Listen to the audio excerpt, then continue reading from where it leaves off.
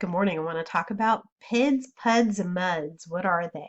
I'm gonna jump into what they are and then what you need to know about them and how to explain them to a client. So a PID stands for a public infrastructure district. A PUD and a MUD are utility districts, public or municipal utility districts. So what does that mean? It just means that before a subdivision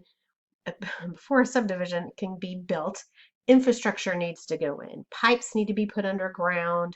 The electrical needs to be run.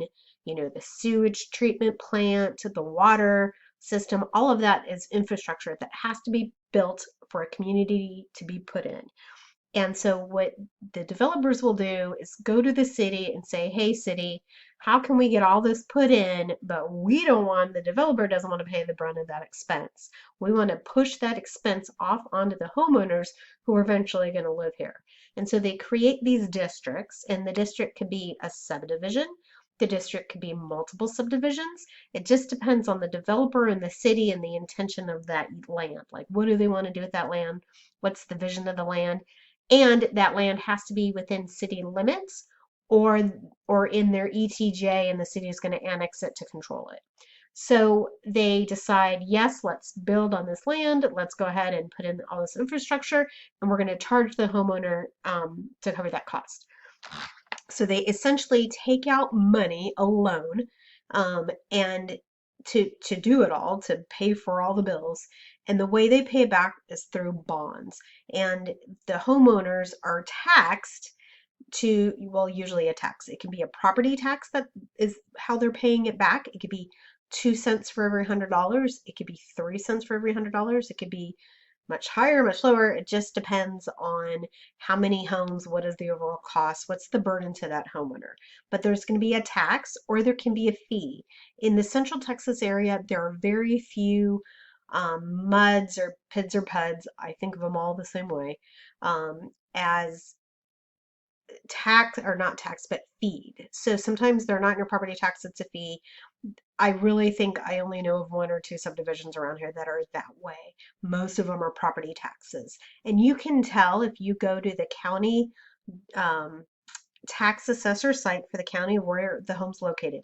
If your buyer's interested in buying a home and you want to know what those taxes look like, go to the tax assessor. The tax assessor is the one who issues the bill.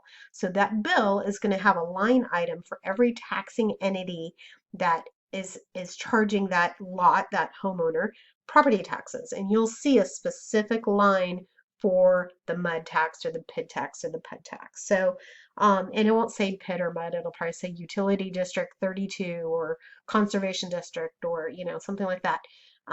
And so you can see how much are property taxes. Now, those property taxes are going to stay in place on that home for an average of about 30 years from the time the home is built until about 30 years later, when that bond, everything's paid back, that debt is paid back, then that will go away, and that tax amount for that home, that tax rate will come down once that gets removed.